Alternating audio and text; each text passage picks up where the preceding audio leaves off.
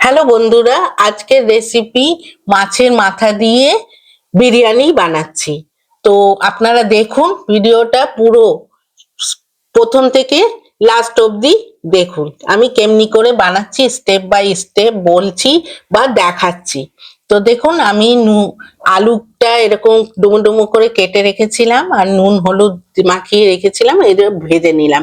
এবার মাছের মাথাটাতেও নুন হলুদ মাখিয়ে রেখেছিলাম, এবার মাছের মাথাটা ভেজে নেব। তার জন্যে বিরিয়ানির জন্য একটা মশলা বানাচ্ছি।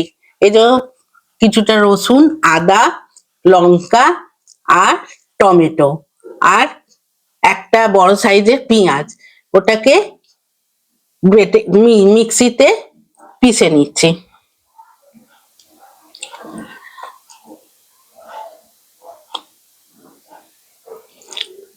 এই যে মাছের মাথাটা লাল লাল করে ভেজে নিলাম, এবার মাছের মাথাটা আমি উঠিয়ে নিচ্ছি।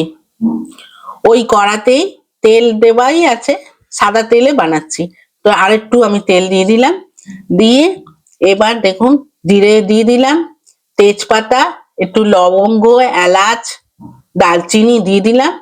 আর এই যে একটা ছোট পেঁয়াজ কেটে কুচি কুচি করে কেটে রেখেছিলাম, ওটা একটু লাল করে ভেজে নেব, সামান্য লাল করে। এবার আমি যে মিশ্রণটা বানিয়ে রেখেছিলাম সেই মিশ্রণটা আমি এবার কড়াতে দিয়ে দিলাম।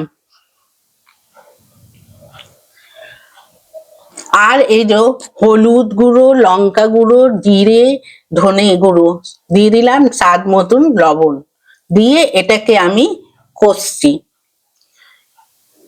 যতক্ষণ কষবো তত যেই তেল ছেড়ে যাবে তখন কষা হয়ে যাবে। এবার ওর মধ্যে একটু চিনি দিয়ে দিলাম স্বাদের জন্য, আর 1 চামচে গরম মশলা। এবার মাছের মাথাগুলো আমি টুকরো টুকরো করে কেটে রেখেছিলাম, ওটাকেও এর মধ্যে কষিয়ে নেব। এই বাসমতি রাইস ভিজিয়ে রেখেছিলাম, ছোট 1 গ্লাস চাল তো 2 গ্লাস জল, তো আমি 2 গ্লাস চাল নিয়েছিলাম ছোট, আর বড় গ্লাসে 2 গ্লাস জল দিয়ে সিটি লাগাবো। তো এবার চালটা দিয়ে একটু ভাজা ভাজা করে নেব, মশলাটা পুরো মিশিয়ে নিচ্ছি, পুরো একটু ভাজা ভাজা করে।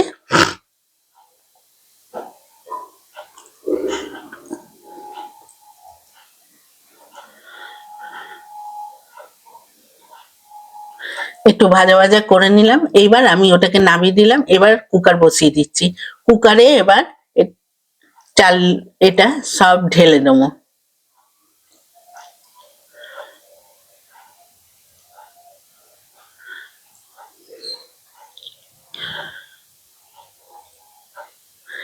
এবার 2 গ্লাস জল দিচ্ছি, বড় গ্লাসে 2 গ্লাস জল দেবো।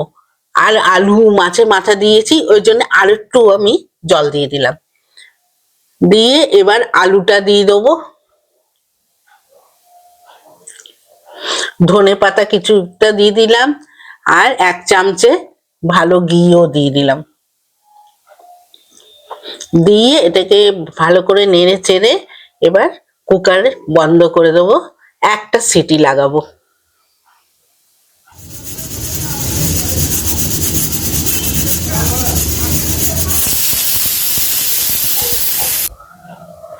এই দেখুন সিটি লেগেছে, এবার ঠান্ডা হয়ে গেছে। এবার আমি কুকারটা খুললাম, দেখুন কেমনি লাগছে, ভালো লাগছে।